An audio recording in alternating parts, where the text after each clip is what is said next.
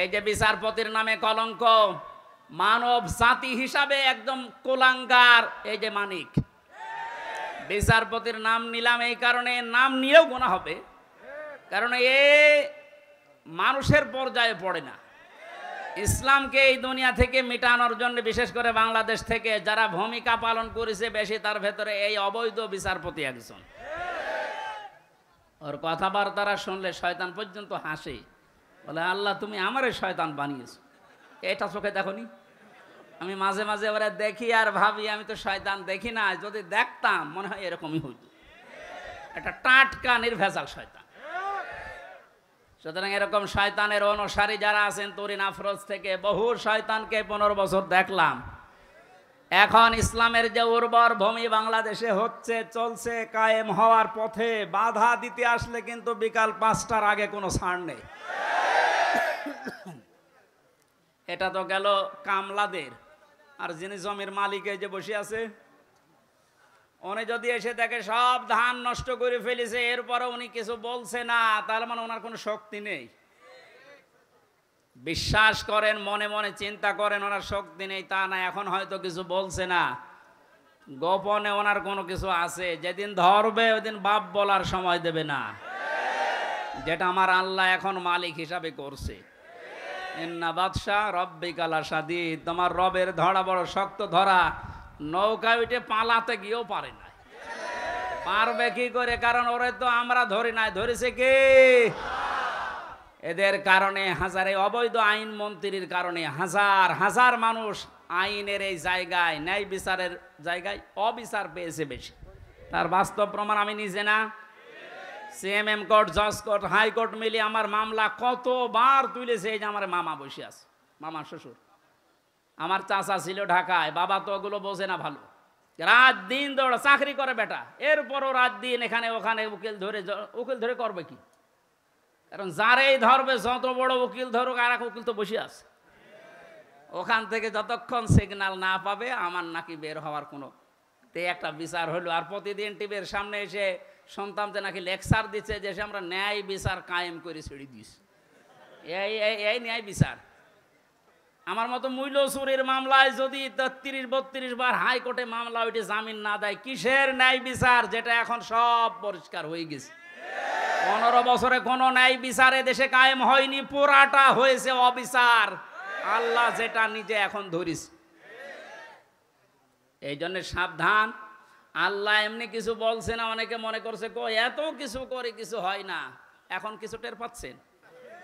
আলেমদের মাথায় দড়ি দিয়ে ছাগলের মতো, গরুর মতো যখন টেনে নিয়ে যেত ওই কোর্টে, বারান্দায় দাঁড়িয়ে অনেক শয়তান দেখলাম হাসতেছে আর টিপ্পনি কাটতেছে। যে দেশে আর হুজুর নেই, আমির হামজা, এই মাওলানা মামুনুল হক, এরে ধরলো, আর হুজুর নেই দেশে। তাদের কত সুন্দর সুন্দর কথা, ফেরেস্তার মতো কথা বলে, আর এরা উঠলেই শুধু রাজনীতি করে। ধরেছে, ঠিকই হয়েছে। এখন আপনি টের পাচ্ছেন কি হচ্ছে? 10 দিন আগে যে লোকটা আইন পোড়া চালাতো পর্যন্ত এখন দাঁড়াতে রাজি না। এইটাই আল্লাহর ধরা। এটা কার ধরা? এই জন্য জমিনের মালিক যিনি, উনি যদি ধরে, বাপ বলার কিন্তু সময় পাবেন না।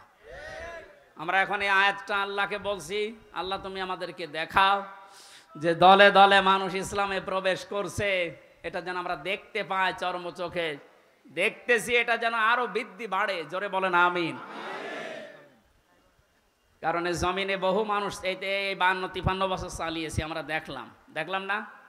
বাবা চালিয়েছিল, স্বামী চালিয়েছিল, চাচা চালিয়েছিল, বউ চালিয়েছে, ভাবি চালিয়েছে। এক কথা বলছে না কেন?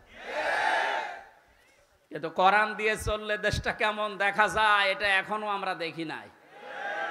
এখন আমরা সবাই একমত, দলমত আর নেই। কোরআন দিয়ে এই দেশ চললে কেমন দেখা যায়, ওইটা আমরা এই চোখে দেখতে চাই। কারা কারা দেখতে রাজি আছেন দেখি? লিল্লাহি তাকবীর।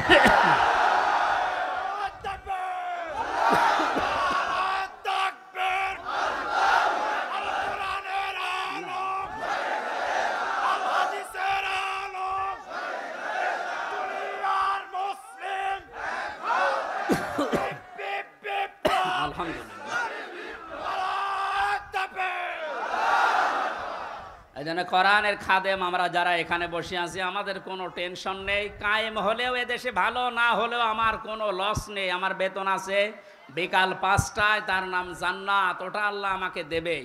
কারণ বিকাল 5টা পর্যন্ত জমিটা একটু দেখে শুনে রাখতে পারলে উনি যেমন বেতন দেবে, আল্লাহ আমাদেরকে জমিনে কাজ করার জন্য বেতন দিতে পারে না? ওই বেতন পাওয়ার আশায় আছে। কিয়ামতের ভয়াবহতার কথা আজকের তেলাওয়াতকৃত আয়াতগুলোতে ছিল। যেহেতু আমরা বলেছিলাম 1 ঘন্টা, এই জন্য খুব তাড়াতাড়ি করছি, সামারাইজ করছি। আল্লাহ রাব্বুল আলামিন সূরা হাক্কাত 52টা আয়াত দিয়েছেন।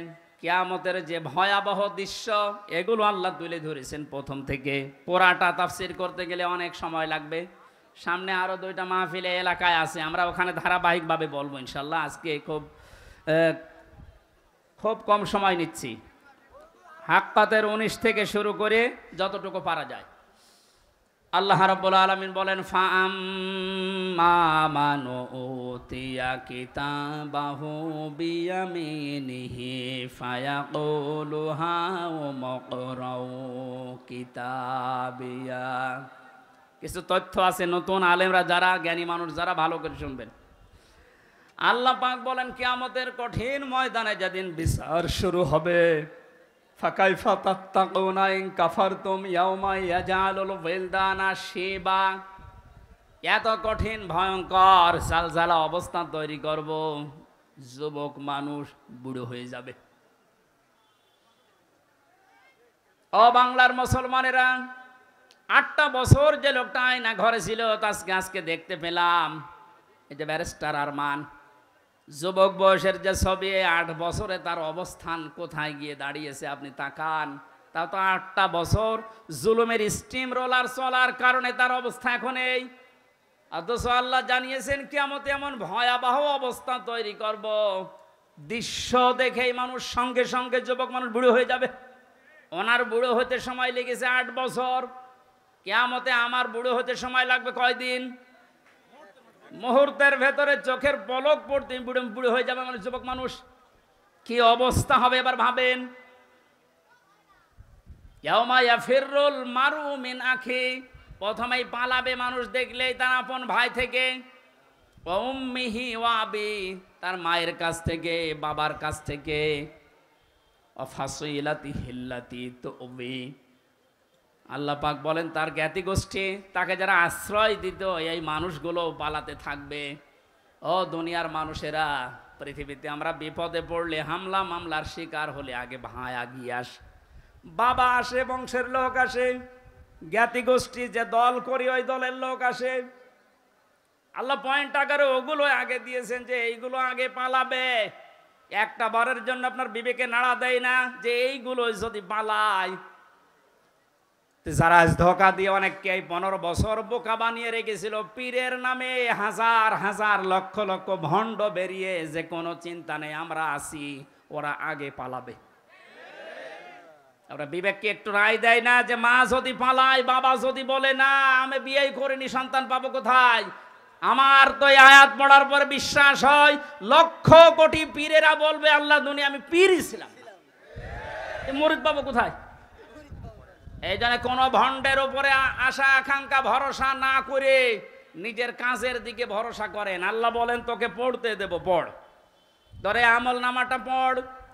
ফায়াকুলু হাউ মুকরাউ কিতাবিয়া ইন্নী জানানতু আন্নী মুলাকিন হিসাবিয়া। কিতাবটা হাতে নিয়ে পড়তে আরম্ভ করবে আর বলবে অবশ্যই আমি এটা বিশ্বাস করে চলতাম যে আমাকে একদিন আল্লাহর দরবারে এভাবে হিসাব দেওয়া লাগবে। শুধু এই আয়াতটাই মানুষের জীবন পরিবর্তন করে দিতে পারে। কষ্ট হচ্ছে আপনাদের? আয়াতটার তাফসিরে আমি তাবারিতে পড়েছি। খলিফাতুল মুসলিমিন হযরত ওমর রাদিয়াল্লাহু তাআলা আনহু তার সন্তানটাকে একবার ভর্তি করলেন মাদ্রাসায়। হোসাইন রাদিয়াল্লাহু তাআলা আনহু ওই সময় প্রধান বিচারপতি হযরতে আলীর সন্তান। তিনিও মাদ্রাসায় পড়তে বলে কলম ফেলে দিচ্ছিলেন, বলে তুলে দাও তুলে দাও তুলে দাও। 3 বার তুলে দেওয়ার পরে প্রধান মন্ত্রীর ছেলে এজন্য একটু রাগ হয়ে গেছে, ডাক দিয়ে বলে কলম ফেলে দিতে বলো, বারবার আমারে তুলতে বলো, আমি কি খাদেম তোমার চাকর? হযরত হোসাইন বলে ফেলেছেন, তুমি শুধু চাকর না, তুমি চাকরের বাচ্চা, খাদেমের বাচ্চা। খাদেম বাড়িতে যে আব্বাকে বলছে, আব্বা আমি আর পড়বো না। কেন? আমাকে গালি দিয়েছে, ছোট করেছে আমার বন্ধুদের মাঝে, তুমি বিচার করো হোসাইনের। আজকে না, জমার দিন বিচার হবে। খুতবা দিচ্ছিলেন হযরত ওমর, ডাক দিয়ে বললেন, হোসাইন এখানে আসো। বলে হ্যাঁ, সামনে আসো। তুমি আমার সন্তানকে গালি দিয়েছো, খাদেমের বাচ্চা, খাদেম বলে অপমান করেছো। হযরতে হোসাইন বললেন, হ্যাঁ আমি বলেছি। তিনি বলেন, কেন বললেন? হযরতে হোসাইন ওখান থেকে দাঁড়িয়ে বলে, খলিফা বুকে হাত দিয়ে বলেন তো, আপনি কি আমার নানার খাদেম ছিলেন না? হযরত ওমরের কথা বন্ধ হয়ে গেছে, চোখের পানি ফেলে বলে, আমি তো খাদেম ছিলাম, এভাবে তো ভাবি নাই। আমি যে খাদেম ছিলাম এটা তো আমি তো জানি। তুমি কি লিখে দিতে পারবে যে আমি নবীর খাদেম ছিলাম তোমার নানার? হ্যাঁ, কাগজ নিয়ে আসেন। খেজুর পাতা নিয়ে এসেছে, লিখে দিলেন, এই ওমর আমার নানার খাদেম ছিল, আমি দেখেছি। এতে হোসাইন ইবনে আলী, সই করে দিলাম। কাগজটা হাতে নিয়ে হযরত ওমর বলে, নবীর সাহাবীরা, বিচার হয়ে গেছে। ছোট মানুষ আব্দুল্লাহ, ও তো বোঝে না, বলে কি বিচার করলে বাবা? তুমি তো এখনো মাছ ধর শুরু করনি। হযরত ওমর বলে, সন্তান, যে বিচার করেছে এটা দুনিয়া না, মরণের পরও কাজে লাগবে। আমি এমনি জনান্তু আন্নি মুলাকিন হিসাবিয়া, আমি বিশ্বাস করে দুনিয়ায় চলি যে আমাকে হিসাবের মুখোমুখি হওয়া লাগবে। আমি ওমর 26 বছর বয়সে মুসলমান হয়েছি, বাকি এই কয় বছর ইবাদত বন্দেগী চাই করলাম, হিসাব দিতে পারবো কিনা জানি না। মারা যাওয়ার পরে কাগজটা আমার কাফনের ভেতরে দিয়ে দিও।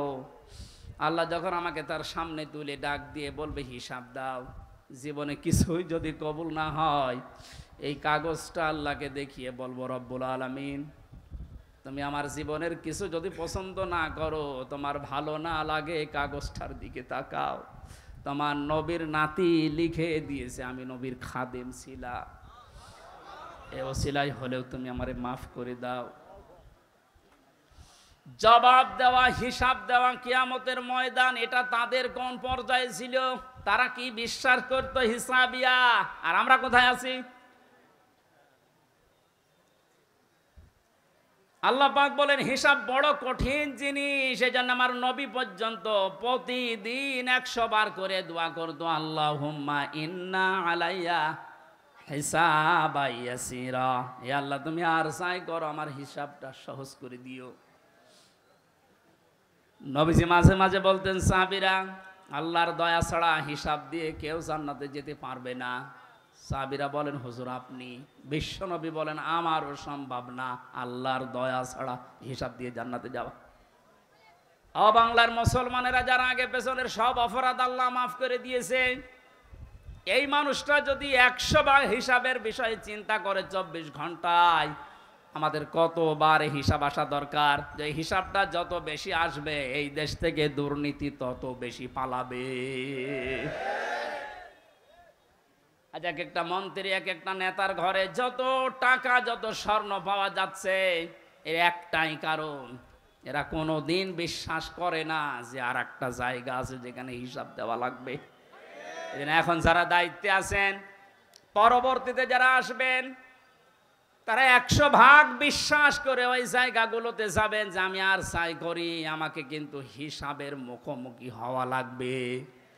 বাংলার দুদক না, বাংলার বিচারপতি না, আমার যে নিয়ালাই সাল্লাহু বিআহকামিল হাকিমিন, সব চাইতে বড় বিচারপতি যিনি, ওনার সামনে আমার হিসাব দেওয়া লাগবে। কথা বলেন ঠিক কিনা?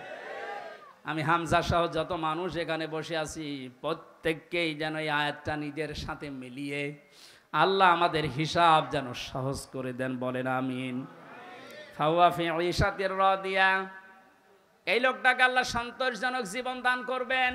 এদিকে তাকান এবার, যে তথ্যটা বলার জন্য এতক্ষণ পর্যন্ত এদিকে ওদিকে আমি ছড়িয়েছিলাম, এইবার সে পর্যন্ত এসেছি, আলেমদেরকে বলছি, ফাওয়া ফি ঈশাতির রাদিয়া, আল্লাহ পাক বলেন তাকে সন্তোষজনক জীবন দান করব। সন্তোষজনক জীবন কি?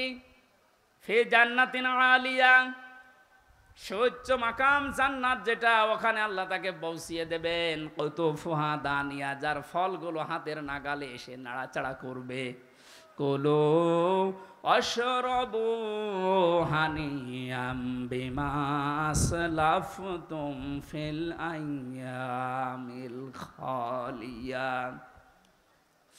আল্লাহর পক্ষ থেকে ঘোষণা আসবে, খাও, পান করো, মন মতো খাও। কারণ এই খাবারগুলো তোমাদেরকে জালেমরা দুনিয়ায় খেতে দেয়নি, এরকম আরামে জালেমরা থাকতে দেয়নি। 15 বছর অনেকে এই বাংলাদেশে নিজের স্ত্রীর কাছে রাখতে পারে নাই, নিজের ঘরে মাথা দিয়ে ঘুমাবে পারে নাই। এই কথা বলে না কেন? আম বাগানে, বাঁশ বাগানে, এমনকি ধানের ক্ষেতের ভেতরে মশারি টাঙিয়ে 15 বছর কাটিয়েছে এমন মানুষ ওই দেশে আছে। আল্লাহ পাক যেন তাদেরকে হাত ধরে ধরে বলছে, কুলু ওয়াশরাবু হানিয়া বিমা আসলাফতুম ফিল আইয়ামিল খালিয়া। এতদিন যা খেতে পারোনি, এখন মন মতো খাও। আমার মনে হয় সেই সময় আমাদের সামনে এসে গেছে। আল্লাহ যেন আমাদের আয়াতটা জীবনের সাথে মিলিয়ে দেন, বলেন আমিন। সন্তোষজনক এই জীবনে যাবার আগে যে বিষয়গুলো আল্লাহ সামনে নিয়ে এসেছিলেন, তার 1 নম্বরে ফাআম্মা মান সাকুলাত মাওয়াজিনুহু ফাহুয়া ফি ঈশাতির রাদিয়া। মানুষকে আল্লাহ মাপ দেবেন মিজানের পাল্লায়। কিসের পাল্লায়? জবান খোলেন। মিজান মানে না, না, মিজান মানে মানদণ্ড। মিজানের পাল্লায় আল্লাহ মাপ দেবেন মানে মানদণ্ড সামনে নিয়ে আসবেন। হাইকোর্টের সামনে দেখেন একটা দাড়ি পাল্লা দেওয়া আছে, এ দাড়ি পাল্লায় ওজন দেয় কি? ওটা ন্যায় বিচারের মানদণ্ড। সরকারে দেশের মানুষকে বোঝাতে চায় সারা দেশে অবিচার হতে পারে, এই হাইকোর্টে আসলে দাড়ি পাল্লার মতো ন্যায় বিচার বাবা। দুইটাই সমান না, একটাকে একটু এদিক ওদিকে আছে, একেবারে সমান সমান দেখবেন। আজকে এই ভুলটা ভাঙা লাগবে। আমার যতটুকু ধারণা, আমি লেখাপড়া করে যা পেয়েছি, এই ভুলটা যদি বাংলার জমিনে আজ ভেঙে যায়, হাজার হাজার মানুষ সঙ্গে সঙ্গে উল্টিয়ে যাবে। দেখেন তো আপনি মেলাতে পারেন কিনা। আমি প্রথমে যে উদাহরণ দিতে গিয়ে 2টা জিনিসের নাম বলেছিলাম। প্রতিটি জিনিস পরিমাপ করার জন্য আলাদা আলাদা জিনিস পাওয়া যায়। আমি গত 7 দিন 8 দিন ছিলাম মালয়েশিয়া, সিঙ্গাপুর, ওইদিকে থাইল্যান্ডের। ওখানে যে আলোচনার বিষয়গুলো সাবজেক্ট আকারে দিয়েছিল, তার ভেতরে এই মাওয়াজিন ছিল। বলে মাওয়াজিনের অর্থ আপনি বের করেন তো, একটা একটা করে 99টা অর্থ আমি আবিধান থেকে বের করেছি। এক একটা শব্দের ব্যাখ্যা করার জন্য আমার আলাদা আলাদা সময় দিয়েছে। কারণ ওই দেশে অনেক বড় বড় শিক্ষিত মানুষ স্টেজে থাকে, মসজিদের ভেতরে অথবা অডিটোরিয়ামে হয়। এখান থেকে আমি যেটা নিতে পেরেছি, এই যে মাওয়াজিনুহু দিলেন, মিজানের পাল্লার এই মাপটা যদি আপনি পরিষ্কার করতে না পারেন, ক্লিয়ার হতে না পারেন, আপনার অপরাধ প্রবণ জীবন থামবে না। প্রতিটি জিনিস পরিমাপ করার জন্য একটা উদাহরণ দিয়েছিলাম, এটা পরিমাপ করার জন্য ফিতা লাগে। চাউল পরিমাপ করার জন্য বাটখারা লাগে। কি লাগে বলেন বলেন? তেল পরিমাপ করার জন্য লিটার লাগে, সিসি লাগে। কেউ যদি এখন তেল মাপ করার জন্য ফিতা দেয়, মাপতে পারবে? এইটা মাপ করার জন্য দাড়ি পাল্লা দেয়, মাপতে পারবে? তাহলে প্রতিটি জিনিস মাপ করার জন্য আলাদা আলাদা যন্ত্র পাওয়া যায়। কিয়ামতে আল্লাহ ফাহুয়া ফি ঈশাতির রাদিয়া, সন্তোষজনক জীবনে আপনার পৌঁছে দেবে। এখানে যাবার আগে একটা কাজ যে করবে, মাপ। কি মাপ? মানে পরিমাপ। এই যে মিজানের পাল্লা বলছেন আপনি, মানদণ্ডে আল্লাহ মাপ দেবেন। আবার বলছে ভালো করে শুনবেন, গীবত করবেন না কিন্তু বাইরে যেয়ে। প্রতিটি জিনিস যদি পরিমাপ করার জন্য আলাদা আলাদা যন্ত্র থাকে, কিয়ামতের দিন আল্লাহ মিজানের পাল্লায় মাপ দেবে কি? আমল। আমল কি মাপ দেবে? বলেন বলেন? আমল মানে কাজ, আমল মানে আরো জোরে বলেন। কাজ মাপার জন্য দাড়ি পাল্লা লাগে, ফিতা লাগে, লিটার লাগে, কি লাগে?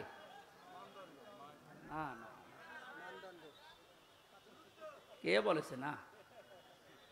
কি ছাত্র ক্লাস করাচ্ছে আল্লাহ জানে।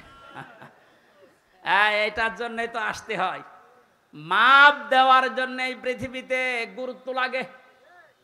কাজ যদি কেউ মাপতে চায় যে আমি কাজ মাপবো, কেজি দিয়ে মাপা যাবে যে কয় কেজি কাজ। আপনি কি ধরনের বিশ্বাস করেন কিয়ামতে আল্লাহ এইদিকে আমল তুলে দেবে আর এদিকে বদ আমল? আমল মানে কাজ, কাজ কি 5 কেজি হয়? কি বুঝেছেন এতদিন? আল্লাহ মাপ দেবে কি? আমল। আমল এটা ক্লাস চলছে, জবাব দেন তো ছাত্রের মতো।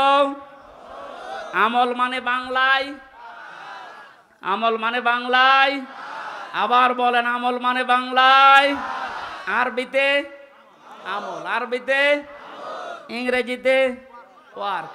জিনিস সবই এক, জিনিস সবই কি? এ মাথায় যেটা আছে এটার এই দেশের নাম চুল। আপনি পাকিস্তানে যে চুল কেটে দেন কিয়ামতের আগে কাটবে না। তো জিনিস তো একই, নাম বিভিন্ন দেশে বিভিন্ন জিনিস, নাম এক না? জিনিস কি এক না দুই? আমল, ওয়ার্ক, কাজ সব এক। সাধারণ জ্ঞানে আমরা বুঝলাম যেটা মাপ করার জন্য দাড়ি পাল্লা, এই সিসি লিটার কেজি লাগে না, এটা মাপতে হলে গুরুত্ব লাগে।